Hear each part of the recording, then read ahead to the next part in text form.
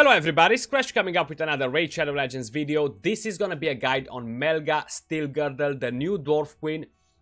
I'm so glad that they actually added a new champion to this faction, and she's amazing. She was badly needed for this faction. Reviving and buffing with shield, continuous heal is absolutely amazing. The faction just became much easier when we're talking about faction wars. Plus, she's not only good for faction wars. A lot of you guys are struggling with the Doom Tower on the Scarab King, or the Scrub King, how I like to call him. She can do a pretty good job there as well. Pretty good in the Ice Golem as well, so we're gonna try her today in all these three places. So, first let's have a quick look at the skills. We have her A1, Inspiring Violence.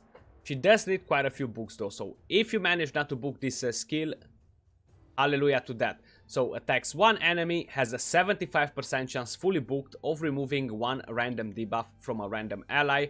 Cannot remove a debuff from this champion, so she cannot remove a debuff from herself. Then we have her A2, Sheer Grit. On 3-turn cooldown fully booked, places a shield buff on all allies equal to 20% of this champion's max HP for 2 turns. Also places a 15% continuous heal buff on all allies for 2 turns. That's great. We want to have healing, we want to have shield when we're fighting the stage 21 on faction wars, because that boss is a pain. So we have her A3, Glorious Return. On 5-turn cooldown fully booked, revives 2 random allies with 20% HP and 20% turn meter. Also places a shield buff on the revived allies for 2 turns equal to 30% of their max HP. So getting shield on them when they revive is actually amazing. That's what makes her so good for the Scarab King. So you can run high accuracy and turn meter control on that boss, or you can go with high resistance, click auto and forget about it. So she will be good for that specific reason. You can give her a bit of resistance, throw her in the team. Of course, it's not gonna be the most free-to-play friendly team, but I'm gonna show you that team as well. Then we have her aura, increases ally HP in all battles by 15%. Pretty good aura because it's overall for all the battles, so you can use it everywhere. That's great. So, epic spirit champion from the Dwarf faction, guys. HP based champion. We have her built on a shield set and an immortal set, so her base stats, we have a 20k HP, almost a 20.5, 947 attack, 991 defense, 100 speed, basic crit rate and crit damage, 45 resistance. She requires no accuracy for anything. Total stats, we have 83k HP, 1.8k attack, 2.4k defense, 219 speed, a bit of crit rate, crit damage, and 286 resistance, okay?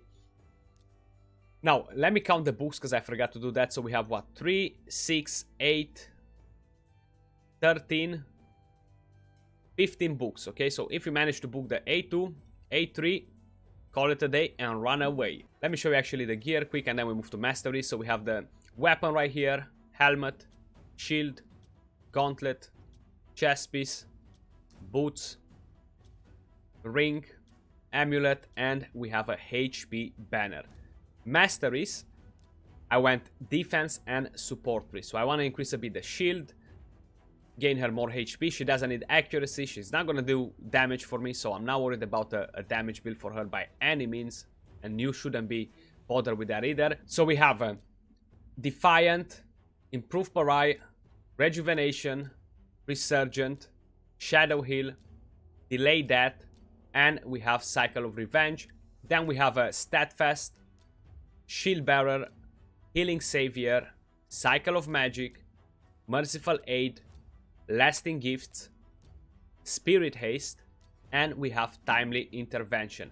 So with these masteries, we extending the duration of the shield, we have a chance of extending it, of the continuous heal, we're getting a bigger shield, and we're having Cycle of Magic to decrease the cooldowns a bit time to time. If we have a dead ally, we'll be gaining a bit of more speed. Turn meter, once our allies they get at 20% HP, and then we have Cycle of Revenge, more turn meter as well. Sorry, 25% HP. I thought that I said it wrong. I was thinking like, what am I talking about there? So that's the build on her, guys. We're gonna try her quick in the Golem, Faction Wars, and Doom Tower. see what she's capable of. Sorry, I'm going on the wrong place. Dungeons. Ice Golem. So, don't get me wrong, you can use her in different parts of the game as well. Dragon and all the rest. She's weak affinity, but that doesn't mean that she's gonna get wrecked. So, you can use her for different dungeons. I don't see her that great for the spider. If you don't have a better reviver, she might just do it, but you might want to have a cleanse there or a block debuffs rather than shield or a continuous heal, you know. And for the Fire Knight, she only attacks once, so that's what doesn't make her that great, you know. But here we are on the Ice Golem. Shield is very important on the Ice Golem as well, especially if you don't have the most insane support champions in the game. Like Prisk, he brings you shield directly, but if you don't have nasty champions, having shield on the Ice Golem is actually pretty good. Phoenix, again, shining. He's a superstar. If I would give him attack up, he would start wrecking here. Okay, so there we go. It's not the fastest team, but her buffing the shield is what helps us to stay alive. And the continuous heal as well, of course. This boss will ignore defense, so you do want to have a lot of HP in order to survive, right? So we already block revive on both of them because of Phoenix. That's amazing. He's putting up a lot of damage, and that's without having a attack up as well. Huh? So 17k hit from her A1 there. Actually, that's pretty good. Pretty good hit from her A1. Considering that she barely has any crit damage. 14k. Okay. What are we? 1 minute 50. Still surviving here. But Faction Wars definitely became a bit easier with her in the team. No joke on that. So let's go to Faction Wars. I actually saved enough keys to have for a run on stage 21 to show you how the champion will perform there and show you a different sort of team that you can use. So that's the team we're running right here. We have Gala Longbraids. She's on lifesteal gear, okay? So these are her total stats. 50k HP, 4.4k attack, 192 speed, 1.4k defense, 107 speed, 262 crit damage. So that's Gala Longbraid, lifesteal, how I said. Then you already seen her. We have a Grizzle Jarl again on lifesteal. Total stats 65k HP, 1.5k attack, 2.5k defense. So don't worry about stacking defense on these champions. I know they're defense champions, damage based on defense, etc. But for this specific stage, because the boss ignores defense, you want to have a high HP, okay? So around 60k HP is what you should try and be with most of the champions. 50 to 60k. 192 speed, you want him to be the slowest in your team. To land that block debuffs, and that's about it. Increased defense doesn't matter, but to have block debuffs right before the boss gets to go. 93 crit rate, 133 crit damage, 262 accuracy. Then we have Rearguard Sergeant again on lifesteal and immortal. So Grizzle Jarl, all three of them that I showed you so far, lifesteal and immortal, okay? 70k HP, 1.5k attack, 2.5k defense, 197 speed, 84 crit rate, 111 crit damage, 280 accuracy. So that's one. And then we have Kurzat here. He's just to fill up the gap. 34k HP, 258 speed, and not much of the rest, right? I'm only using him for arena to boost my accuracy. He's on immunity gear, so nothing special on him. You've seen pretty low HP. So let's take them in for a spin. I'm actually going to leave it on Oro. If by any chance I'll have to stop the run, in case if somebody dies at the boss, and to make sure I revive in the right moment, I'll do that. But till then, I'm going to leave it on Oro. If you want to make this faster, you can click on Broadma, like select him as the target. So like that, he's not going to get a chance to revive. Will make your run a bit faster. There we go. He's going down. And from here on, let them do whatever they want. Okay. So, I already made a guide on this faction a couple of months ago with Different team. I mean different. Was pretty similar the team. We had double rearguard sergeant. No legendaries at all in there either. And it did help a lot of people. But now with this champion, it made it so much easier. Like, myself, I don't have a molly either. And even if you have a molly, she will make it easier. But then, this new champion buffs shield, right? She gives us shield and revives 2 allies, which is a bit better than what molly does, though.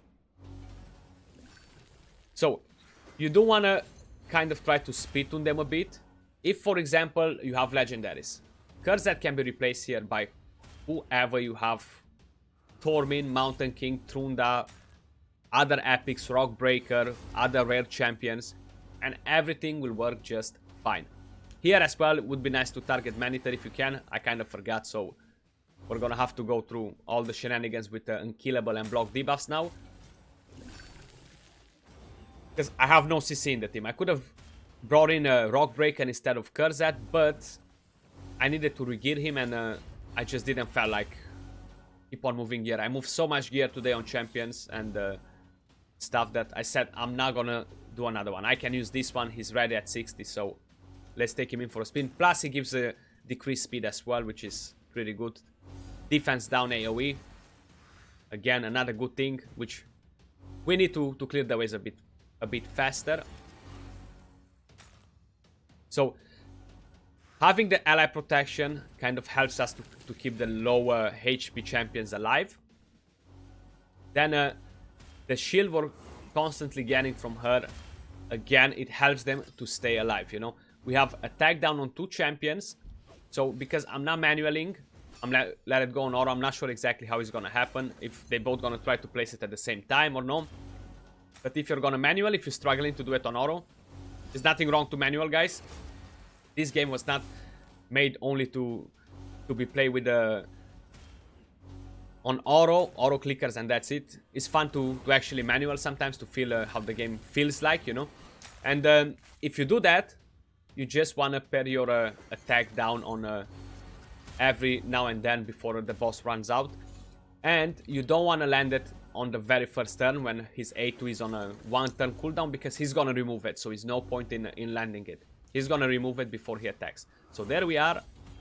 Defense down on the boss. I mean the mini defense down. Ally protection. Gala Longbrace doing some damage. I'm not sure if Grizzlegel is gonna get a chance to go. No, he's not. So now the boss is targeting our reviver. That actually, she was the highest HP. I forgot about it, you see. I completely forgot about it, that she had more HP than rearguard sergeant. Okay. No attack down, so that was pretty dangerous. Actually, I'm surprised that he survived there. Okay, can we buff that shield, please? That would be amazing. That will keep him alive. If not, I'm pretty sure he's gonna die. We have no attack down either. Okay. Gorgeous. Now time to land that attack down. So you see, right now the cooldown is on 1 turn. The boss is gonna remove the attack down before he's gonna attack us. So it's not gonna be a huge difference here. So luckily, he's going for a Grizzlegel here. Got that counter attack. We might lose him here actually. Okay, so from here on, I would have wanted to keep it on a manual just in case, but we'll see if we're getting screwed or we're actually clutching or no. And this should be a clutch, ladies and gentlemen. 4 minutes and 44 seconds, 3-star with Melga. She's amazing though. Like, she was really needed for this faction. Will definitely save everyone a lot of time. Make your life easier, guys, while you're trying to beat this boss. If you manage to pull her. If no, wish you luck to pull her next time when you're opening Ancients. Right, so we got the Ice Golem. We got the Faction Wars down. Now, time to take her in the Doom Tower. So this team, I'm just gonna let it go on auto and do their thing. It might take like 5, 6, 7 minutes. But honestly, it doesn't bother me. While I'm turning on the auto battles here, I can go and do my chores, prep some dinner or do something else. So that's absolutely fine. As long as it's happening, right? As long as I'm beating the boss without coming back to 100 failures like with a Termiter team, because that one is not 100% sure. Once one of your champions gets resisted on decreasing the Termiter, you're kind of screwed. Then if you're using an Alluring here, a million weak hits. If you're using a miscreated monster, again, a million weak hits. So it's not that great. I do prefer a high resistance over it. Now, talking about different champions with resistance auras, honestly, nobody comes to mind except the Siphi. You do have Seer, but she removes the buffs from you, so you definitely do not want to use that one on the boss here. So how you guys can see, they're all getting resisted here. The boss will eventually start killing some champs, making some mayhem here. If I would make all the champions a bit faster, then I wouldn't have any sort of issues, because I'll be always stacking up new shield. But because some of them are slightly slower than the boss, that kind of creates a bit of an issue. Like right now, Coldheart has no shield, so I am praying for somebody to give me shield. There we go. We got that without a problem. The Scrub King. You do want to farm this boss for gear, guys. Like, it's probably the best gear set that came out with the Doom Tower. It's a different sort of immunity, so as long as you're interested in arena, or not necessarily only arena, but immunity is a much better set than the rest of them. Like, I don't really find a use at the moment for any other set in there. Right, so Coldheart is going to create us some problems here. Almost. She survived, that's great. Now, I wish I would be able to put another champion here on a destroy set to have the right resistance and accuracy would be amazing.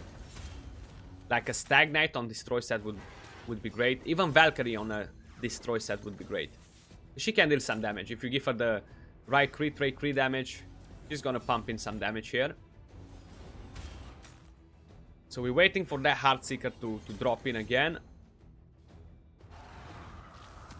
Okay, so we got resisted, but then we need to buff a shield before Coldheart attacks. I was gonna say it, because if not, they're gonna start creating us problems here. There we go. We buffed again. A Heartseeker, hopefully coming soon. So because of this reason, I actually had to build my third Coldheart to have to for the Fire Knight, because this one, she's not going to be great for the Fire Knight anymore. She doesn't do a lot of damage on destroy set like she would do on Savage. Then she doesn't have the right accuracy anymore. So I decided to level up my third Coldheart. And I promise you, not long time ago I said I'll never do it, but seems like I had to do it. Okay, so seems like we're getting in trouble here. Okay, can somebody buff me some shield? Perfect, we got some shield there. Okay, Valkyrie, are you gonna use your A2? Beautiful. So, Valkyrie is amazing because her shield is pretty thick. You guys can see it's much bigger than a Warlord shield or her shield as well. So, if you're lucky enough to have a Valkyrie, it's great. You can replace these champions. It might not be so successful, the team. It might be a bit of a more struggle. It might take a bit of a extra time, but it's fine. As long as you manage to build it, go for it. How I said, this is not a free-to-play friendly team or anything like that. So you're not going to see it advertised free-to-play. And please, I do not want to hear any comments about this team being free-to-play, right? Because it's not. I already said it. Warlord is not easy to get, but he's a strong champion, so to make my life easier, I decided to change a bit the team here, right? Now, you've already seen Termiter control teams. I showed you different teams before as well, when the Doom Tower came out.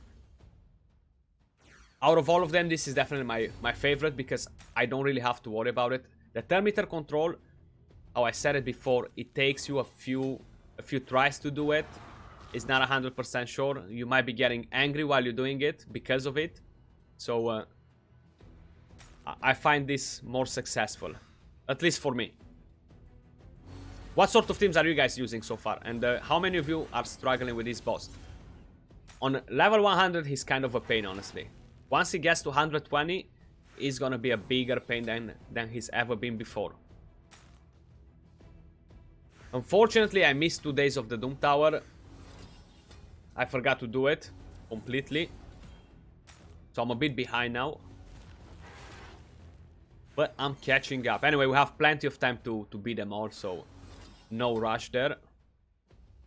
I'm curious when they're gonna rebalance it a bit.